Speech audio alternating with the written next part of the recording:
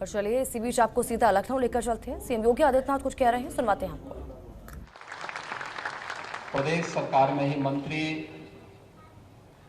श्री सूर्य प्रताप शाही जी, प्रख्यात अभिनेता श्री अरुण गोविल जी, उत्तर प्रदेश शासन के पूर्व मंत्री लोकप्रिय विधायक श्री आशुतोष टंडन जी, डॉक्टर महेंद्र सिंह जी, श्री गोविंद नारायण शुक्ल जी, अवनीश कुमार सिंह जी, मुकेश शर्मा जी, योगेश शुक्ला जी, रामचंद्र प्रधान जी, पूर्व विधायक श्री विद्यासागर गुप्ता जी, डॉक्टर लालजी प्रसाद निर्मल जी और आज के इस कार्यक्रम में उपस्थित श्रद्धेय अटल जी के सभी शुभचिंतक और अनुयायीगण, उपस्थित भाइयों बहनों,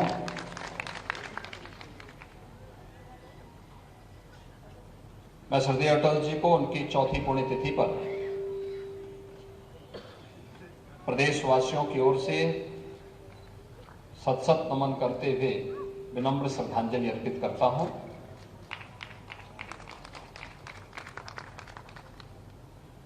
भारत के लोकतांत्रिक इतिहास का एक ऐसा चमकता सितारा श्रद्धेय अटल जी हैं,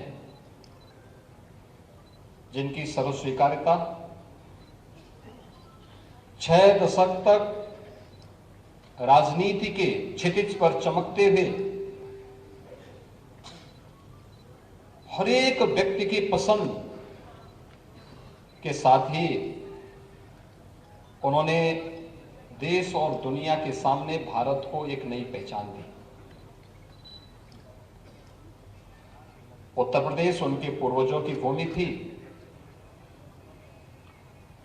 एक समय के बाद पूर्वज उत्तर प्रदेश छोड़ करके मध्य प्रदेश गए, लेकिन जब श्रद्धेय अटल जी को अपनी कर्मभूमि बनाना पड़ा था तो एक पत्रकार के रूप में, एक सांसद के रूप में उन्होंने उत्तर प्रदेश की ही धरती को चुना। बलरामपुर से पहले सांसद बने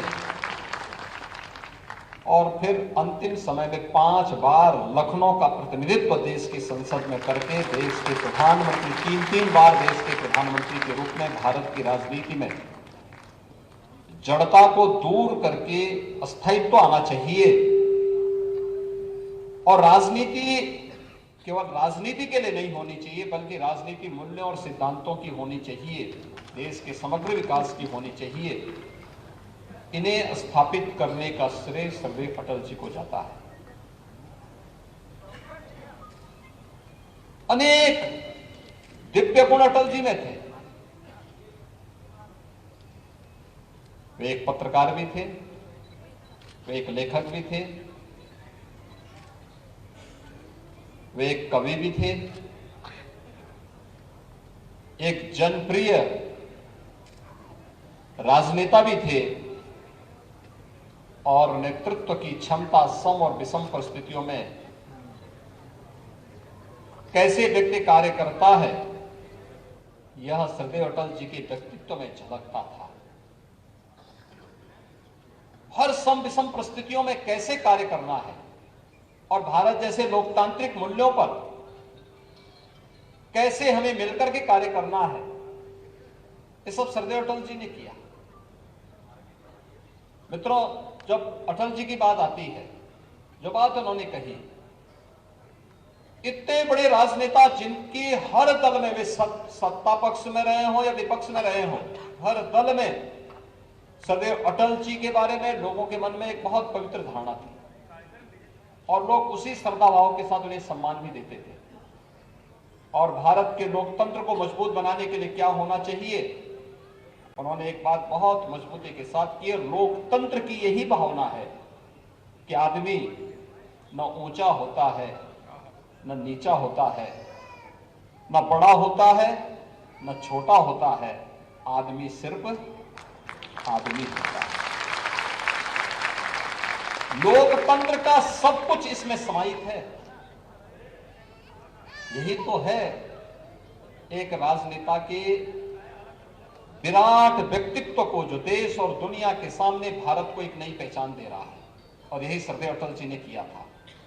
और उन स्थितियों में भी जब भारतीय जनता पार्टी देश के अंदर केवल 2 सीटों पर लोकसभा में सीमित रह गई थी, उन स्थितियों में भी धैर्य खोए बगैर, अपने मूल्य और अपने सिद्धांतों के साथ समझौता किए बगैर उन्होंने कार्यकर्ताओं का आह्वान किन बातों पर किया था, अपनी कविताओं के माध्यम से कैसे प्रेरणादायी बन जाती थी। आज भी उनकी प्रासंगिकता उसी रूप में है कि उजियारे में, अंधकार में, कल कछार में, बीच धार में, घोर घृणा में, पूत प्यार में, क्षणिक जीत में, दीर्घ हार में, जीवन के सत आकर्षक अरमानों को दलना होगा, कदम मिलाकर के चलना होगा, कदम मिलाकर के चलना होगा।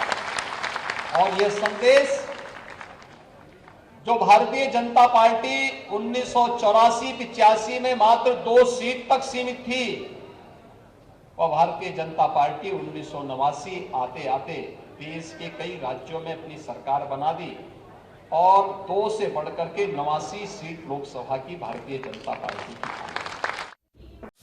खबरों के निष्पक्ष विश्लेषण के लिए सब्सक्राइब करें Jantantra TV and press the bell icon. Never miss any update.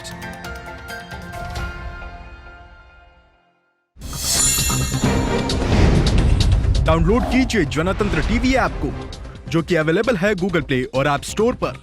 अधिक जानकारी के लिए अभी डाउनलोड करें।